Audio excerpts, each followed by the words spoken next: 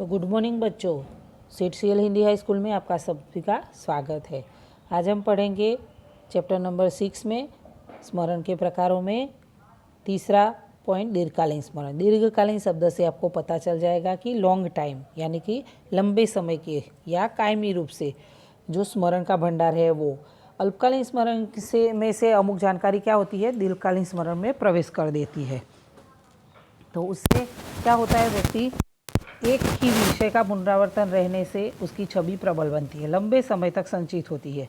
यदि प्राकृतिक रूप से ऐसी व्यवस्था ना होती तो आप सोचो कि क्या होता, आपने सब कुछ भूल जाते तो कोई वर्तन और व्यवहार किस तरह से करते हम लोग, तो वो नहीं कर सकते थे। आगे का पढ़ा हुआ आपने भूल जाते, सभी वाक्य रचना करने की, लिखने की, पढ़ने की, तो अपनी दूसरी बार फिर आगे क्या कर सकते, कुछ नहीं। तो सोचो तो सही कि क्या होता ये याद शक्ति न होती तो दीर्घकालीन स्मरण चिरकाल है, लंबे समय तक के लिए उसकी संचय शक्ति बहुत बड़ी होती है। कई स्मरण तो जीवन भर याद रहते हैं, परंतु इसे मान लेना आवश्यक नहीं है कि ऐसी स्मरण का किसी भी संजोग में विस्मरण नहीं हो सकता। कई वर्षों के बाद ऐसा भी कभी कभी होता है कि अमुक घटना या जैसे कि याद करें तो कल ही न बनी हो, ऐसा अनुभव होता है। तो इसका रहस्य क्या है, दीर्घकालीन स्मरण है। जीवन में हमने जो भी ज्ञान प्राप्त किया हो, जो भी कौशल्य प्राप्त किया हो, पद और प्रतिष्ठा प्राप्त की हो, सम्मान प्राप्त किया हो, वह दीर्घकालीन स्मरण में संचय होता है। दीर्घकालीन स्मरण जो संचित हुई हो वह अधिकतर शब्दार्थ के रूप में होता है। अलबत्त दृश्य प्रतिमाएं, ध्वनि प्रत्यय, गंध सुगंध संचय भी दीर्घकालीन स्मरण में हो सकता है। दीर्घकालीन स्मरण में के भी उसके 3 प्रकार है। आपको ये प्रश्न भी याद रखना है, स्मरण के प्रकार कितने हैं और फिर बाद में ये दीर्घकालीन स्मरण भी। तो दीर्घकालीन स्मरण के 3 प्रकार है। ऐसे सबसे पहले घटनात्मक यानी कि आत्मक कथात्मक हकीकतों का पूर्वापर संदर्भ के साथ समाविष्ट हो तो उसे घटनात्मक स्मरण कहते हैं। घटनात्मक स्मरण प्रकट स्मरण का एक गौण प्रकार है। जिन घटनाओं का हमने प्रकट रीति से अनुभव किया हो उस घटनाएं इस प्रकार की स्मरण में संचित होती है। तो ये स्मरण एक संपूर्ण रोज बरोज की है, जिसमें हमारे जीवन में विविध यादें, बनाव, घटनाएं और जीवन के सुख दुख अनुभवों की सूची होती है। जीवन में हम जिन लोगों से मिले हो, हमने जो स्थल देखे हो या हमको अपने व्यक्तिगत जो स्वयं के अनुभव हो वह उसमें अंकित होते हैं। यदि हमारे भूतकाल में माउंट आबू या कुल्लू मनाली घूमने गए हो, तो किसी रिश्तेदार की शादी में मुंबई गए हो, कलकत्ता गए हो, दिल्ली गए हो, तो ये दीर्घकालीन स्मरण के कारण ही याद रहता है। हमारे किसी स्नेहीजन की मृत्यु अल्पायु में हुई हो, किसी घटना दुर्घटना हम प्रत्यक्ष रूप से बचे हुए हो तो हमें वो जीवन भर याद रहती है। प्राथमिक विद्यालय में कौन से शिक्षक हमें अधिक खेल खिलाते थे या कौन से शिक्षक हमें अधिकतर गृह कार्य देते थे, आज तक याद रहने के कारण घटनात्मक स्मरण है। यानी घटना कभी कभी अकस्मात रोड पे जाते जाते अकस्मात होते होते बच गया, या अकस्मात हुआ था पर आप बच गए, या कोई व्यक्ति को आप घूमने गए थे तो बहुत आपने एंजॉय किया था उनके साथ, तो वो भी आपको दीर्घकालीन स्मरण के ये घटनात्मक जो घटना है उसके अंदर वो याद रहता है। आगे का अर्थात्मक, पूर्वापर संदर्भ के बिना विशिष्ट अनुभवों या हकीकतों का तथा अर्थ विषय अवैयक्तिक ज्ञान स्मरण। अर्थात्मक स्मरण एक ऐसी स्मरण है कि जिसे नित्य पूर्ति की वस्तुएं, तथ्यों, सामग्री और भाषाओं का एक संगठित ज्ञान संचित होता है। इसे सामान्य ज्ञान को संगठित स्मरण भी कहते हैं। इस सामान्य स्मरण भी उसे कहा जाता है। कैसे कि अर्थात्मक स्मरण में जोड़, घटाना, गुणाकार, भागाकार के सूत्रों का सरलतापूर्वक ज्ञान प्राप्त होता है। इस प्रकार धार्मिक चिन्हों के आधार पर कौन सा चिन्ह किस धर्म का सूचन करता है वह भी माना जा सकता है।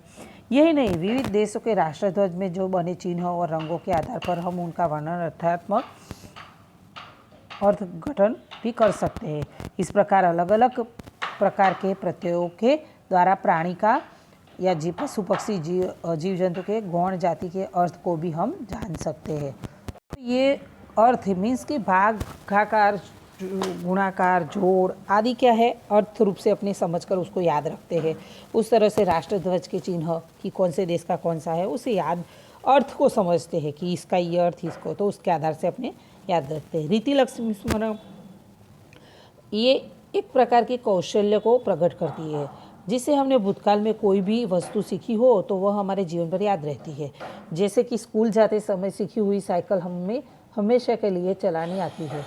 इस प्रकार कार, स्कूटर या कंप्यूटर हमने एक बार सीखा तो उससे हम जीवन भर नहीं भूलते हैं। खाना बनाना एक बार सीख लिया हो तो वह स्मरण हमेशा रहता ही है। इस प्रकार अलग अलग धर्म के लोगों अपने अपने धार्मिक स्थलों का दर्शन करने जाते हैं, तब अपने धर्म की परंपरा के अनुसार प्रार्थना करते दिखाई देते हैं, जो हर एक धर्म में अलग अलग होती है। तो ये रीतिलक्षी स्मरण, एक कौशलयुक्त स्मरण कहते हैं। ये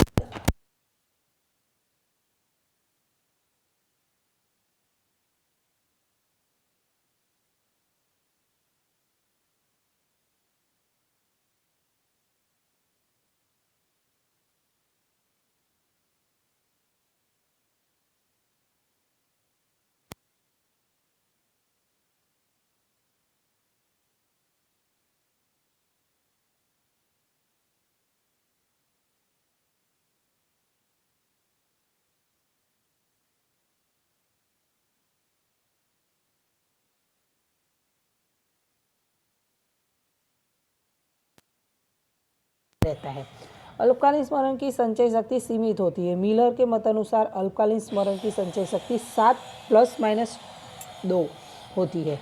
ये प्रश्न आपको शॉर्ट क्वेश्चन में कभी कभी पूछा जाता है कि अल्पकालीन स्मरण की संचय शक्ति कितनी होती है, तो 7 ± 2 यानी 7 + 2 मीन्स कि 9 भी हो सकता है। कोई लोगों को 7 ± 2 तो 5 भी हो सकता है, तो डिफरेंट है उसमें। समूहीकरण प्रयुक्ति के द्वारा उसे बढ़ाया जा सकता है। जबकि दीर्घकालीन स्मरण की संचय शक्ति अमर्यादित है, जिसकी कोई मर्यादा नहीं है, जिसकी सीमा नहीं है।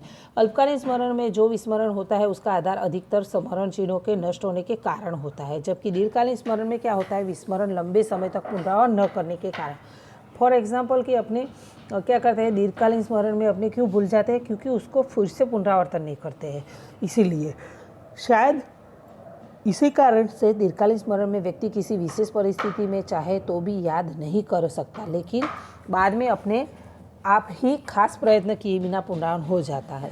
कभी कभी क्या होता है, एग्जाम के टाइम अपने को वो प्रश्न अंदर क्लास में याद नहीं आता है, बहुत प्रयत्न करते हैं, फिर बाद में बिना प्रयत्न के ओ नो मुझे तो ये इस सब पूरा इलेक्टिव याद था, तो क्या हुआ, बिना प्रयत्न याद आ गया। वो दीर्घकालीन स्मरण में पढ़ा है पर भूल गया था है उस टाइम।